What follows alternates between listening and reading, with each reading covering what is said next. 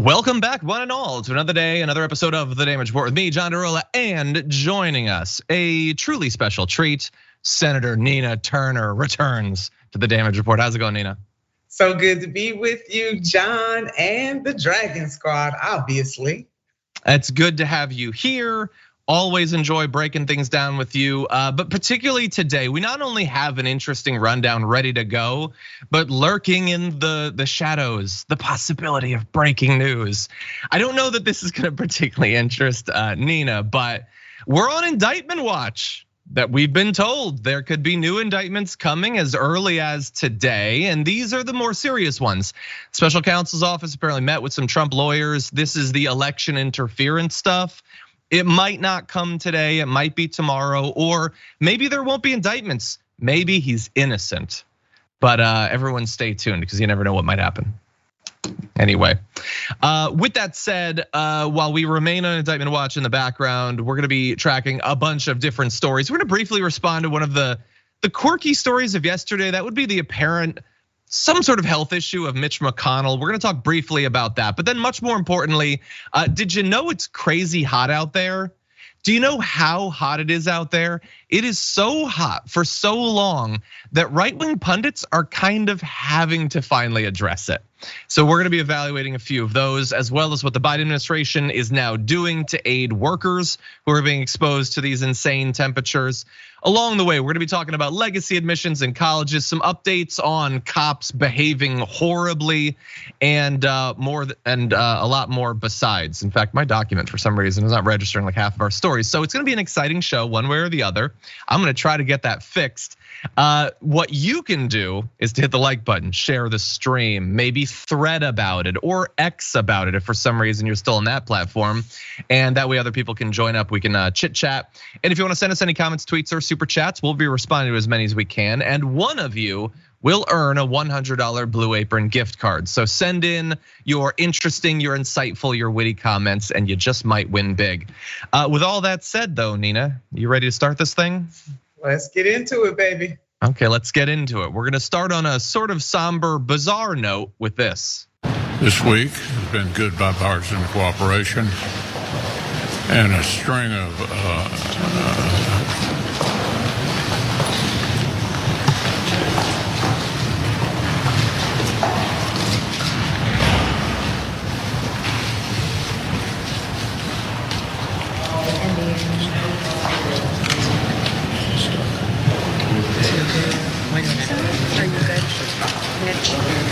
Okay, Mitch. Anything else you want to say, or should we just go back to your office? Do you want to say anything else to the press? Go back. Go ahead, John. I'll take.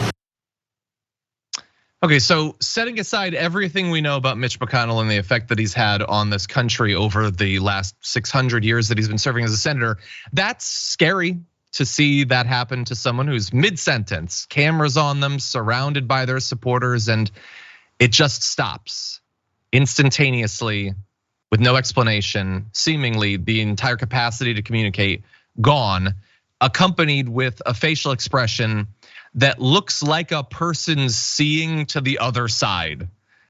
So, Mitch McConnell, we must remember, has friends, has family members. They would be, I think, horrified by what they saw.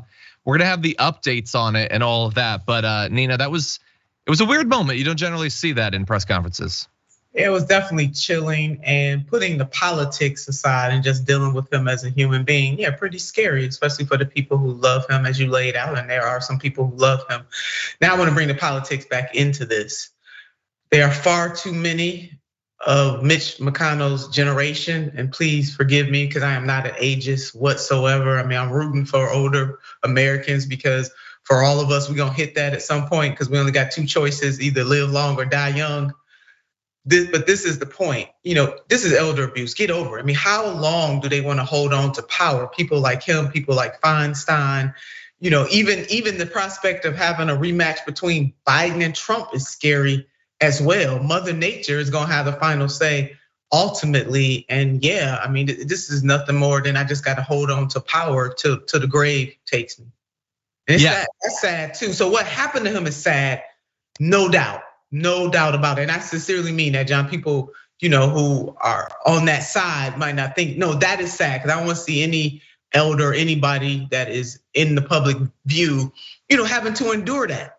Mm-hmm. And like both of these things can be true at the same time. Damn, how long do they want to hold on? I mean, let it go, pass the baton. This is sick. Yeah, I both of those things can, and I would say are true at the same time. Someone pointed out, so you see that video of Mitch McConnell, and I don't know, for me, like, he doesn't look like a ton like one of my grandparents, but he looks a little bit like my grandfather, and he just looks so frail and vulnerable and advanced in years. And then you realize he is 10 years younger than Dianne Feinstein. 10 years younger. And it is not being an ageist. There are people who are advanced in age who are fully capable of doing this thing. Bernie Sanders, look, maybe I'm biased. He, to me, looks and sounds exactly the same as he did 6 years ago. I don't know how it happens. And conversely, I'm 40 and I have almost no energy because I've utterly wrecked my health with poor choices throughout my life. So it's not the number that matters, it's the sum total. And Mitch, he's the longest serving Senate Majority Leader in history. Like he's been around the longest. Maybe he's been around too long. Like, people know he had an issue with, he had a fall.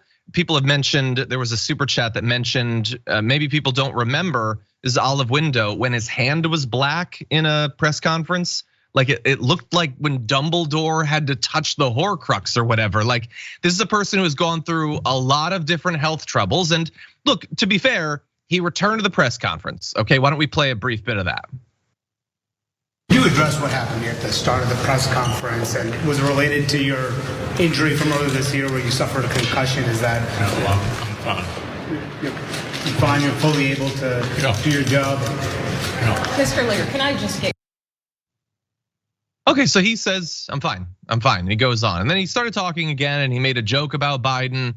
Can you imagine if Biden experienced that exact same thing, what they would be saying? And honestly, if that happened, they would probably be onto something. But anyway, I agree with you. Like, there is a thing where they all think that they're Supreme Court justices and they're supposed to die in office. And I don't think that that's the way that it has to work. And that's not even the way it was supposed to be initially, even from the framers. And anybody can have, John, as you laid out, a synapse lapse, anybody at any age. But we do know, if we're following the path of Mother Nature, that the older we all become, the more likely those things are to happen. They don't have to. And you use Senator Bernard Sanders as a great example. I can tell you somebody that was on the campaign trail with that man both in 2016 and 2020. Hell, I had to give up my high heel shoes for Converses just to keep up with him. So that's real. It's really real. And we know that elders in other countries definitely enjoy a more vibrant lifestyle because it's connected to food and diet. And not that we're here to analyze all of that, but the bottom line is that we have the ultra elderly or the ultra seasoned folks really running that Congress. And there really is no middle ground. When I think about my generation, Gen X, I mean, Gen X is basically missing in action totally, because that particular generation decided that they wanted to keep all the power and keep it until they go to glory or wherever they're going, because everybody ain't going to glory. Sad to see that happen to him. Yeah. And it is time for people like him and Senator Feinstein and others just to kind of reevaluate. Have you done all that you can do in that office? It might be time to change roles. And that could be a role of, an advisory role, more of an elder role. Doesn't mean they got to totally sit down, but my God, why continue to do this? And it doesn't mean that you have to, just because you retire doesn't mean you have to set aside all of your interests. You could work tirelessly to advance the interests of the richest people in the country as a hobby, for instance. You could do that. And to the people who love Mitch McConnell most, his donors, you're gonna be able to find tons of people who have not a single thought in their head. They're not ideological. They'll just give you whatever you want if you pay them. So don't worry too much about losing Mitch McConnell. Now, really fast, I just want to acknowledge, he did fall, as we said, at a Washington hotel in March, sustaining a concussion, which is obviously serious. It's serious no matter what. If you're 81, it's particularly serious. His allies have rejected any suggestion that his abilities have declined, although he does seem to physically move slower. He struggled with hearing loss. By the way, I didn't know this. When he was a child, he had polio. So a lifetime of some health difficulties. And there's been a couple attempts to explain what might have happened. Dr. Lee Schwam, a neurologist and stroke expert at Yale, and another urologist said it could have been a transient ischemic attack, a sort of mini stroke or a partial seizure. They say a regular seizure could potentially explain it. We don't know, and obviously we're not entitled to private health, details about our elected officials, but this is the sort of thing that I would be worried about if I was one of his constituents, if I was one of his aides. Maybe at a certain point, you don't need to be in Capitol Hill. Anyway, Any final thoughts before we move on? No, I'm with you on that, John. Just period. People have to reevaluate, and there's nothing wrong with reevaluating your life and what role one should play throughout the stages of their lives.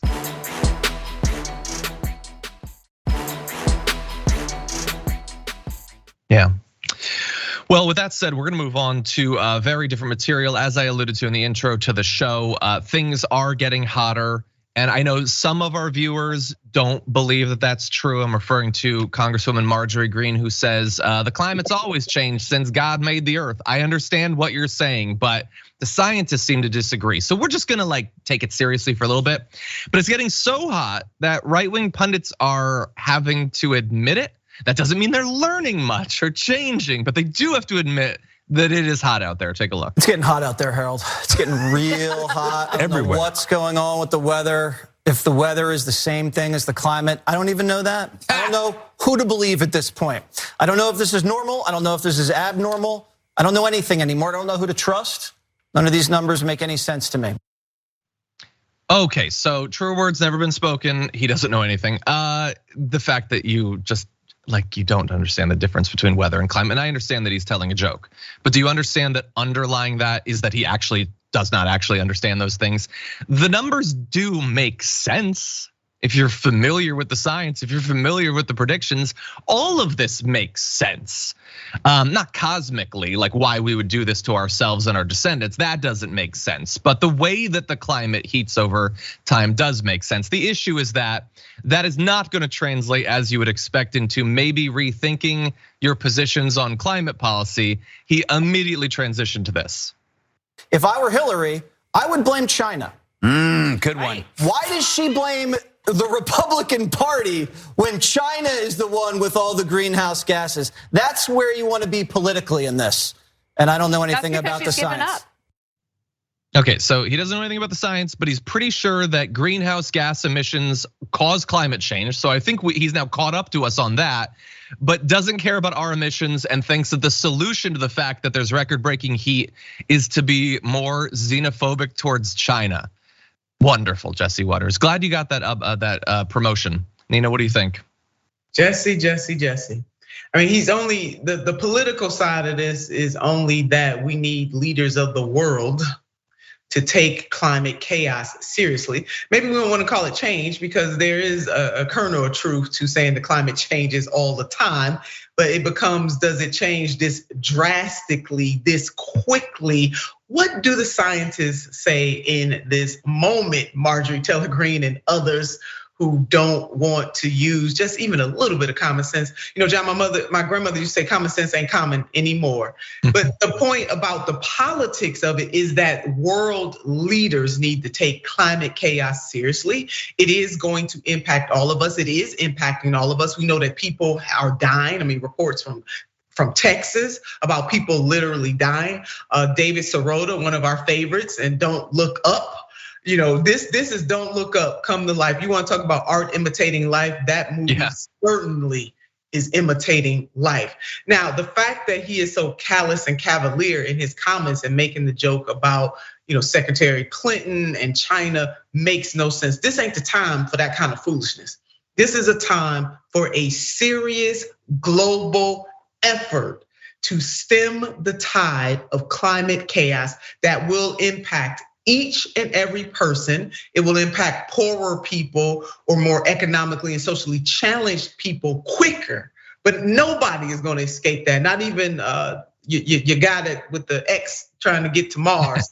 At some point everybody is going to be impacted by this. But seriously, it does impact more marginalized and vulnerable communities quicker. But food supply, John, as we know, water supply, the quality of our air, soil, the ecosystem itself is impacted. The animals are telling us, plant life is telling us, Mother Earth is telling us, human beings, you are messing this up.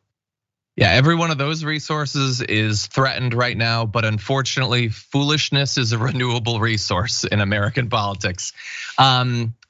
Even worse than Jesse Waters, we have Glenn Beck. I want to remind everyone, they don't randomly all deny that climate change is happening. They're doing it in pursuit of trying to stop change from happening. They are trying to take their viewers, their audience, who are much more likely to be regular people who are going to suffer the actual effects of climate change, and try to disarm them, try to lull them into a state of accepting the horror that is becoming more and more true every day. But their arguments in doing that, I think, are getting more pathetic. Here is the best that Glenn Beck can do to deny the record-breaking heat wave we're currently in. Oh my gosh, have you noticed it's hot this summer, Pat? So surprising. It's unprecedented. Yeah. It really never happens.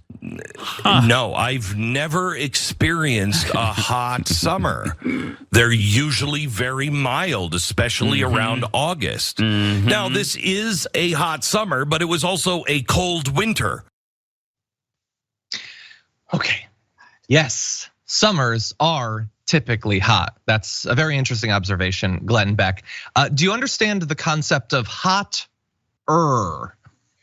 That it's hot, but it's hotter than it's been before. Records being broken every day. I know that they understand that things can get worse. It's just frustrating that showing, like literally logging the temperature day after day is not enough to get them to understand that something can be made worse. But like if Bronny James has cardiac arrest, they're immediately convinced that it's a much bigger problem than it's been before because of one incident of a tragedy. This is not a serious intellectual exercise. We should deserve better from our political media than what's left of Glenn Beck making a condescending argument to his viewers who desperately need help, as everyone else does, in the face of this climate future. I don't even know. We're not gonna get through to him, Nina. It's just how do you deal with a person who just says, yeah, it's hot, it's always hot. It's just so fatalistic, so apathetic.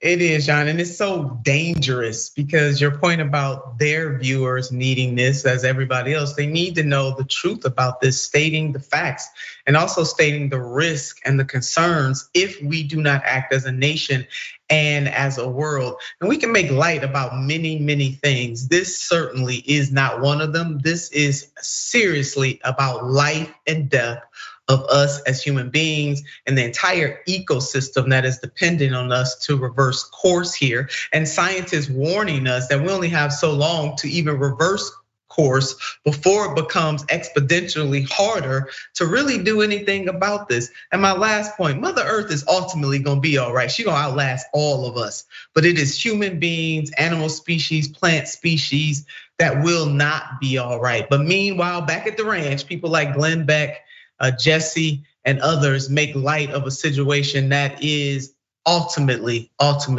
in our control to do something about.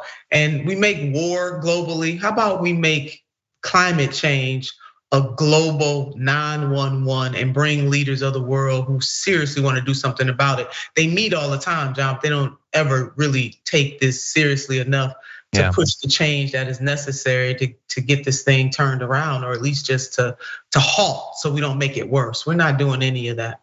100%. They're in the pocket of industry. I mean, it's probably worst here in the US, but it's true of virtually every country. The short-term interests for profits of people and corporations that are already wealthier than God himself is more important than the literal ability of all of us to survive. It seems maddening, but we need to accept that that's the truth. It will never cease to bother me that like there's no incentive to be right. in politics, or no disincentive to be wrong at the very least. Like if you say, 5 months into COVID, this is not gonna be that bad, and then 1 million people die, nobody admits that they were wrong. They're more sure that they were right after the 1 million people. And if you mock people who are warning that the climate is changing year after year after year, mocking them, you radicals, you tree huggers, and then, oh no, the world's on fire, they're not admitting that they're wrong. Like there's no accountability for being like fatally wrong on a level that should break through.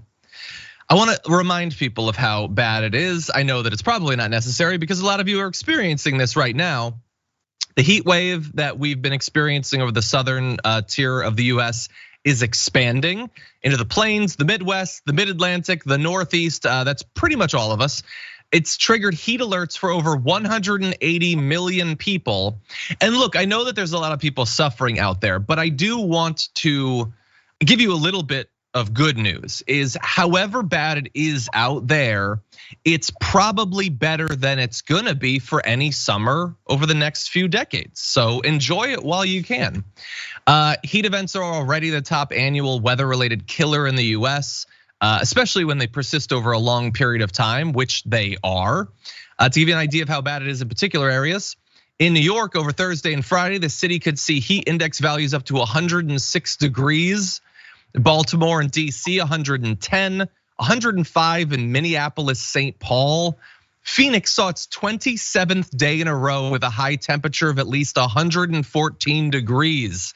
The previous record was just 18 days, so maybe we'll double it in a single year. That's the sort of temperature that you have to wonder, is this a place that people can live going forward? I know a lot of people can't leave, the same as they can't leave the coast with oceans rising, but how can we survive in the conditions that we've already created? I mean, we gotta act. That's really what this comes down to. Even in Ohio right now, John, record highs happening, record storms happening right now in the Midwest. But unfortunately, it is not enough to move these people. They will not move until the moneyed interests tell them to move. And that really is a sad reality. So unless we, the people, rise up, we really do need to rise up against this kind of owner-donor foolishness that is really going to end all of us. And as I said, it's gonna hit everybody, poorer people first and more deeply, but ultimately the ultra wealthy will be hit as well. I read an article, John, about some of them getting their bunkers together. They think they're gonna survive this thing, but they will not. For our viewers who have not watched Don't Look Up, baby, you better go ahead and watch it. I won't do a spoiler alert, but that ending was quite amazing. Let's just say the people who thought they were gonna escape did not escape. Eventually, it's gonna get everybody. Yeah, 100%. I mean, how long until, I guess it's already happening in Saudi Arabia, but they're just gonna be building like big, like domed arcologies or whatever, like gated communities, but with 21st century technology that you'll only be able to get into if you have the money or whatever, and it'll be insulated from most of the effects of this, and they'll grow food that no longer can grow in the wild. Like it seems like sci-fi, but we are racing towards that. By the way, along the way, before we move on, I just want to acknowledge a couple of things being done. Democrats have proposed a bill to protect US workers from the life-threatening heat. When they say protect them from the heat, they mean kind of a little bit around the edges. It directs the Occupational Safety and Health Administration, OSHA, and the US Department of Labor, the DOL, to create policies for heat exposure in indoor and outdoor environments, so that maybe eventually we can mandate those water breaks that the Republicans seem so dead set on taking away from conservative working class people. The Biden administration also plans the first ever heat wave hazard alert for workers. Now, of course, he's not declaring a climate emergency. There's a lot more that could be done, but there's at least a little bit of acknowledgement that people are dropping dead in the streets. John, this is nothing. They playing games, seriously. I mean, the Democrats are complicit just like the Republicans. You're playing games. What the hell can a policy do to save people's lives? And you mentioned the Republicans. Here we go again. In Texas, a law was passed to deny workers water breaks. I mean, this is how callous and cold and immoral these people have become. And from the White House, we get some policy changes. No, this time to gas up the jet. This is the time to shame these folks. This is the time to rally Americans, because I think most Americans, regardless of their political ideology, if you just ask them this question about whether or not workers who work in the heat or in the cold, in extreme weather conditions, whether or not they deserve a break, whether or not they deserve water, whether or not they deserve air-conditioned delivery trucks. Shout out to the Teamsters of UPS. Yeah. Most people would say yes, even if they flaming rightist or flaming left, however you want to define it, because those political ideologies go out the door, because most people have either somebody in their family or know somebody that works in these professions who would think that it is more than decent to ensure that they have what they need to keep working, and that need is to keep living. And the last time I checked, if you are alive, you need water. Give me a break. So yeah, it's underrated. F+, it is underrated, water breaks. I've never thought in my lifetime the fools would be going after water breaks, but here we are. But an F++ for the Biden administration, because they are doing nothing in the face of this neo-fascist wave that has taken over this country. John, they get no credit to acknowledge it. Hell, my toddlers can acknowledge it when they tell me, yeah, I'm hot. Yeah. These people have the power to do something about it, and they're not. The only thing I would add is let's gas up the jet metaphorically, not literally. No more gassing up the jets. Let's ground the jets, I think. Well, Air Force One, I'm talking about, Oh, there you go. Okay. Quickly. And maybe someday electric Air Force One, EV1. Anyway, with that said, we're gonna take our first break. Lots more to talk about. Don't go anywhere. We'll be right back.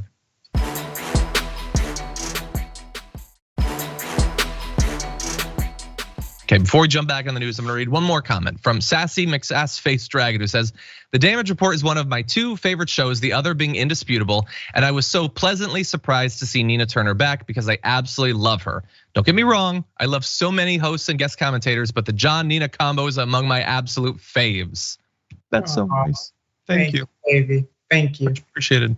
I apologize that after such a nice thing, I'm going to inflict this person on you, but buckle up, hit the like button. We're jumping back on the news. I would like to state for the record, abortion is not health care in any way. Abortion is the murder of the unborn child in a woman's womb. Abortion is defined as taking a life. It doesn't save a life, it kills a life. Abortion methods are brutal, horrific. Absolutely some of the worst things in today's times. Ripping the limbs off of an unborn baby, ripping its head off, killing it with chemicals inside of its mother's womb. This is not something that taxpayers should have to ever pay for. This is something that honestly should not exist. Abortion is murder and it's evil. Just a reminder, she fully supports capital punishment. She supports the government brutally executing full-grown adults. So spare me your concern for the plight of human beings. She supports absolutely barbaric acts in warfare. She'd be perfectly fine with. She literally is advocating for invading Mexico and murdering people in mass numbers. So spare me. Remember how she acted during the pandemic? Perfectly happy to watch hundreds of thousands of people, many of them conservatives, needlessly die from a disease that we could have prevented. So again, spare me your convenient every once in a while caring about people living. There, she's responding to these amendments being added to this military funding bill. They basically want to block a whole bunch of funding going to anything related to any of the culture wars that they're currently waging. So they want to end paying for, reimbursing service members for abortion-related expenses and transgender surgeries and hormone treatments. Again, not because it's what's best for the individuals, what's best for the military, just because that's the culture war stuff that they're currently using to distract you so that you don't notice that the 1% have gotten away with economic murder. I will also remind you before I throw to Nina that abortion very much is healthcare and it very much does save many lives. I don't know if she's so ignorant that she doesn't know that or so dishonest that she'd pretend that she doesn't, but either way, she's 100% wrong, as if you need to have that pointed out. Nina, what do you think? Yeah, a little bit of both on those points, John. I mean, I've certainly talked to women, and I've also talked to doctors in situations where it is very clear that the woman's life, and these Republicans don't even care about the life of the mother, and the types of laws that have been passed across the country. It is healthcare, and that doesn't mean you have to agree with it. From a religious perspective, that I understand. But you don't legislate your religion on other folks. I was raised in a Christian household. My mother was a preacher. So I understand people bemoaning or having some concern about when does life start. Got it, get it. This woman she don't care at all. And John, you laid out her record very clearly about how she is a hypocrite. You wanna talk about murder. Murder in the life and dreams of people's quality of life. That is murder as well. This same woman would not support, the child tax credit. This same woman does not support the mothers and the fathers of these children making a living wage so that they can provide a quality of life. She does not support unions that fight all the time for better work conditions, wages, and benefits for workers. She not on the bandwagon to save Mother Earth from climate chaos, which destroys many lives. And just recently, the reports about the deaths that have happened, I shouldn't put deaths in air quote, but people have died because of this climate chaos. So the quality of life issue, she doesn't care. She is a hypocrite, she is performing, and the things that really amplify quality of life, she's nowhere to be found. She's always on the opposite side of that. So you want to talk about murder? That's it. Yeah.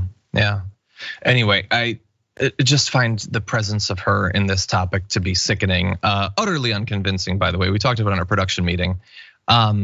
Like, I understand that there's people, a minority of the population that believes that it should be illegal in all cases. And they have tried a variety of different ways to get people over to their side in America. They've failed to do that for decades and decades and decades and decades. They cannot persuade people that they're right. But have they considered just yelling at people that abortion is evil?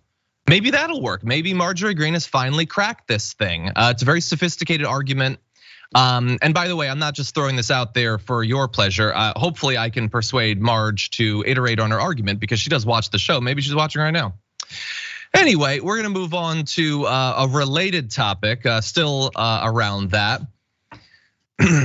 While Republicans at the federal level are currently working like around the margins of the law to try to limit abortion access, we just talked about that on the show recently. State level Republicans are pushing ahead with bans and with other legal changes to try to make the bans easier to put forward in the future. We're gonna talk about Ohio. So Ohio is poised to become the next major abortion battleground after groups seeking to enshrine abortion rights in the state's constitution earlier this week submitted hundreds of thousands of petition signatures to the Secretary of State's office. Before the November election, though, when that's gonna be adjudicated, there's a different key vote. That's the August 8th special election set by Ohio's Republican-dominated legislature.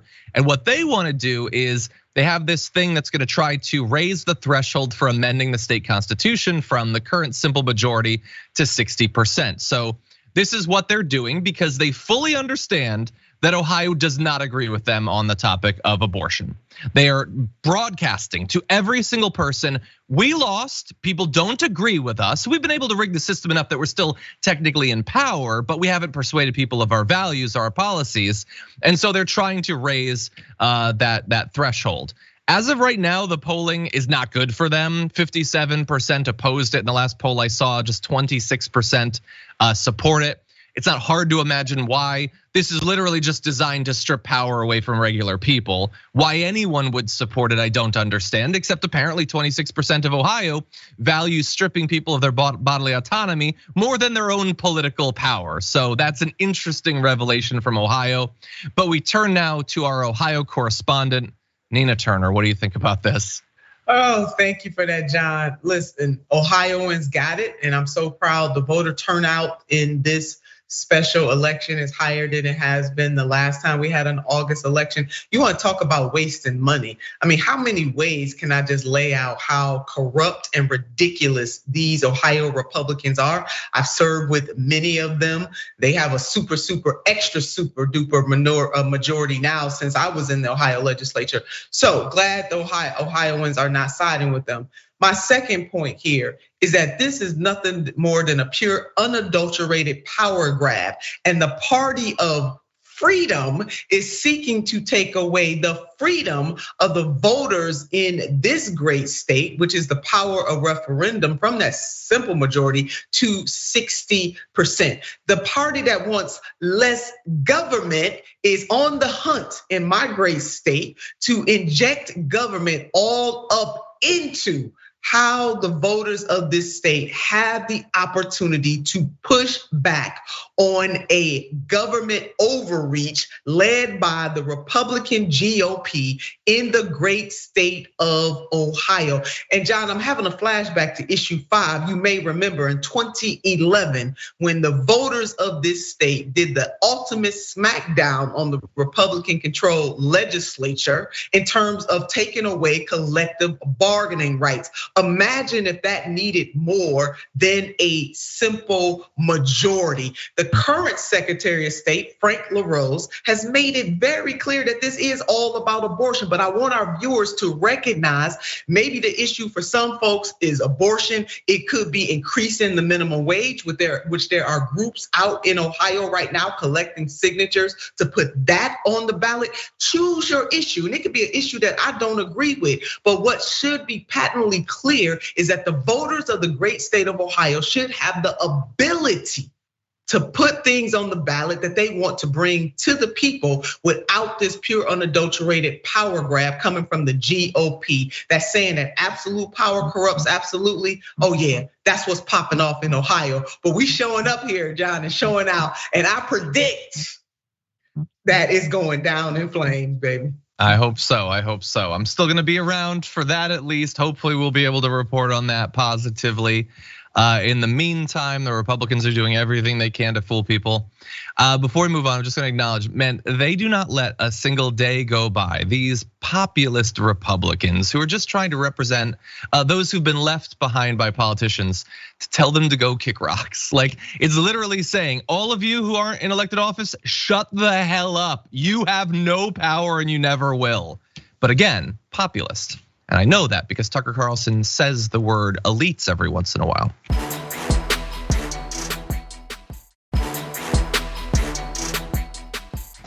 Anyway, with that said, we're gonna move into one more topic, launching into the D block with this.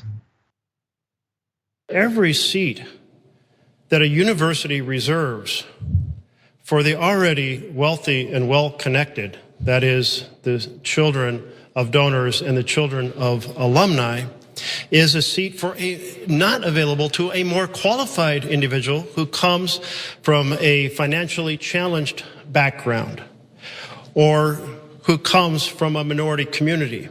At many of our major universities, 10 to 15% of the seats, sometimes more, are reserved for donors and reserved for the children of alumni.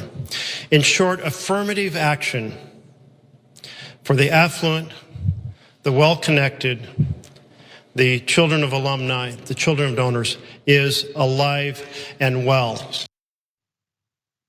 So there you see Jeff Merkley, Senator Jeff Merkley, joined by Representatives Chris Van Hollen and Representative Jamal Bowman, pointing out that though conservatives love to say that the Supreme Court killed affirmative action, they did not in total. There's still affirmative action for certain types of people. They're just the people who have all of the other benefits in society as well.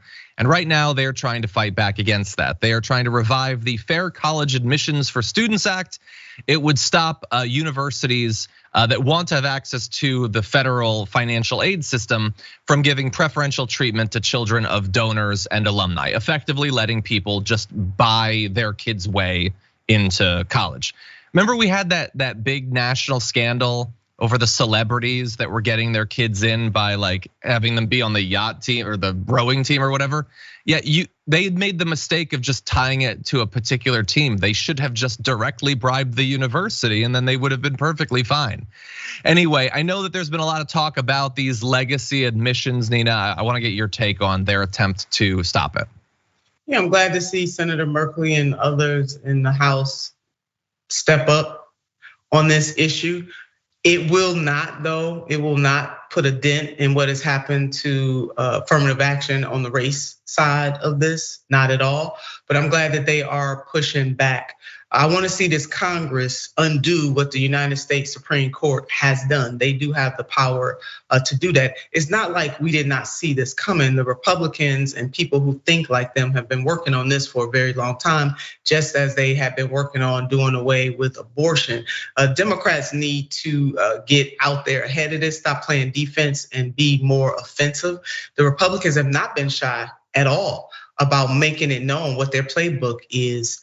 So good on Senator Merkley. I'm not minimizing what they're doing, but I do want folks to understand that this does nothing to turn the tide of what the Supreme Court has done when it comes to affirmative action, race-based type affirmative action, and the hurt and harm that it is doing, particularly to the Black community and then all other communities of color by extension. But make no mistake, this new wave, this new jack wave of attack of racism and anti-Blackness really harkens back to the segregationist days of this country. It's just new faces in the same places doing what has been done years gone by. We are regressing in the United States of America.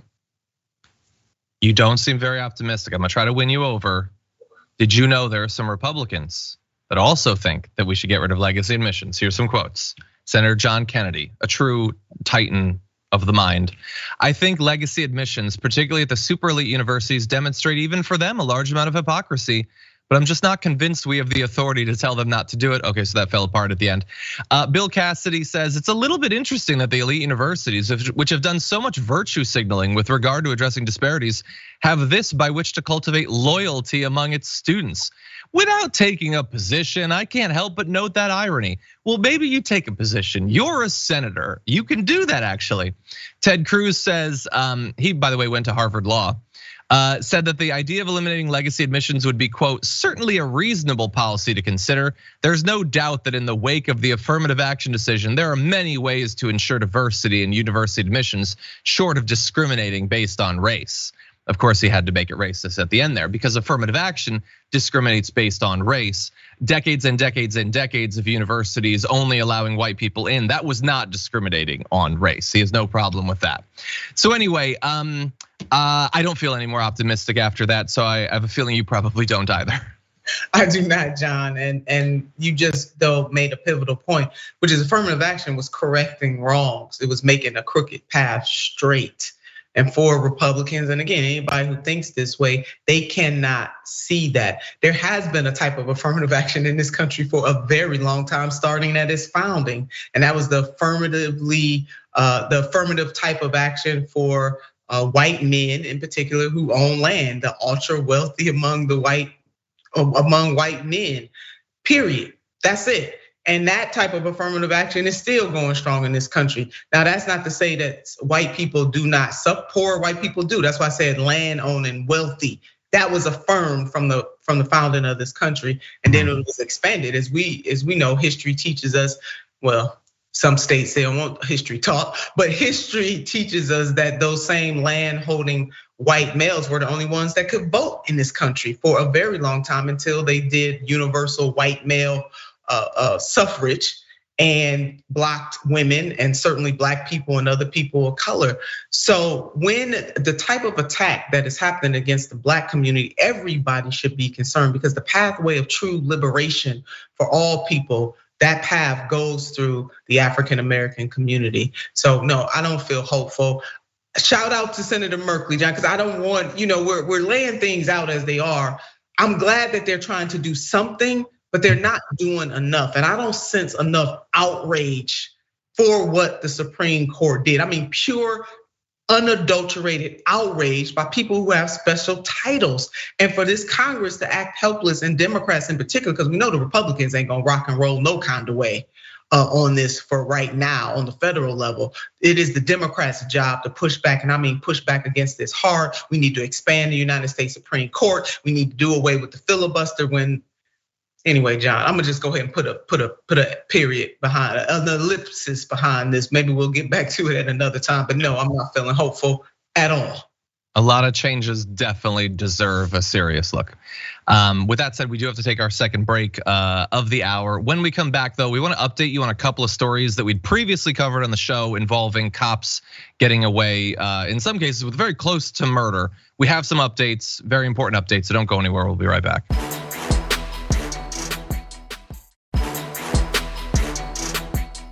Okay, everybody, we've got just a little bit of time remaining in this hour, so why don't we jump into these updates? Not long ago, we talked about a police officer in Ohio who was captured on body cam footage releasing a canine police dog to maul a suspect who already had their hands in the air. The update on that is that the cop has now thankfully been fired. Ryan Speakman, an officer for the Circleville Police Department, has been terminated from that position effective immediately, the department announced.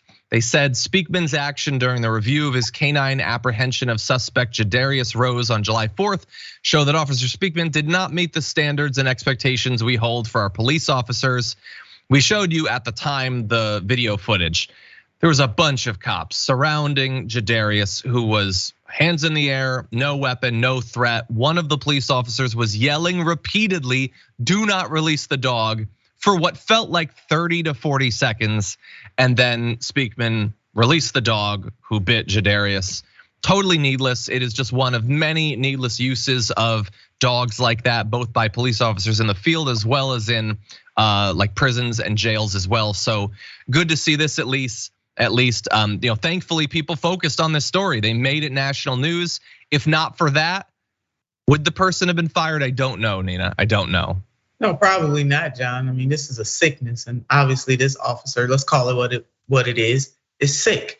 There is a history in this country, particularly when it comes to Black people, of law enforcement sicking their dogs on them just because they marching in the streets for freedom and liberation. So I am not surprised here. Glad that this person has been fired. Now this person should be charged. Yeah, you would think that, like, if I sicked my dog on well, my dog's a Chihuahua, so maybe it would be okay. But if someone with a larger dog sicks their dog on someone, it would probably rise to just more than losing your job. We'll have to see. By the way, I see people in the audience who might not be familiar with the initial story asking why he had been stopped. The story is that he was supposed to pull over for some sort of inspection and refused to, and there was a brief chase or something. I don't know. That's what the police are saying at this point. We will see as this proceeds. For right now, I also want to let you know we had previously talked about an officer in Colorado that put a woman in a police car that was parked on train tracks. It was then hit by a train, injuring the woman, who thankfully miraculously survived. That trial is now ongoing. Jordan Steinke is the police officer being prosecuted for criminal attempt to commit manslaughter, a felony, reckless endangerment, and third-degree assault. Those last two are both misdemeanors. She is saying that she did not know that the car was parked, the police car was parked on train tracks, saying that there was no visual indication. There were reflective signs on both cases. Body cam footage shows the tracks underneath her feet as she's walking around. She says it was too dark, and you cannot disregard a risk that you're not aware is there. So she is saying that she should not be punished for this, but bear in mind, a woman was hit by a train as a result of her actions. What do you think about that? Psychological evaluations. They need to do this for these police officers. I'm not even trying to be slick with this, John.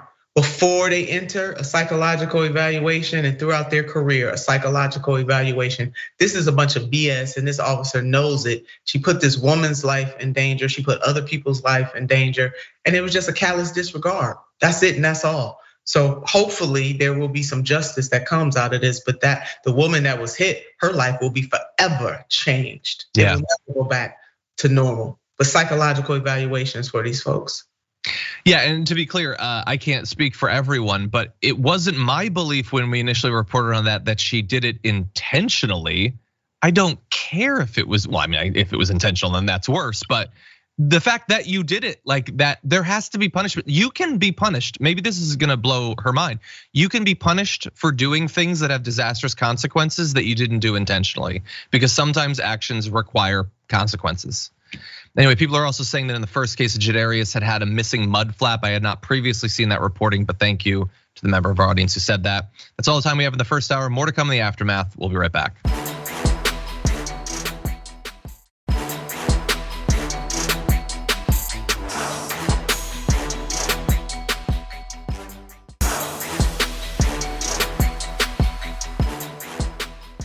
Thanks for listening to the full episode of The Damage Report. Support our work, listen ad-free, access members-only bonus content, and more by subscribing to Apple Podcasts at apple.co/TYT. I'm your host, John Iadarola. I'll see you soon.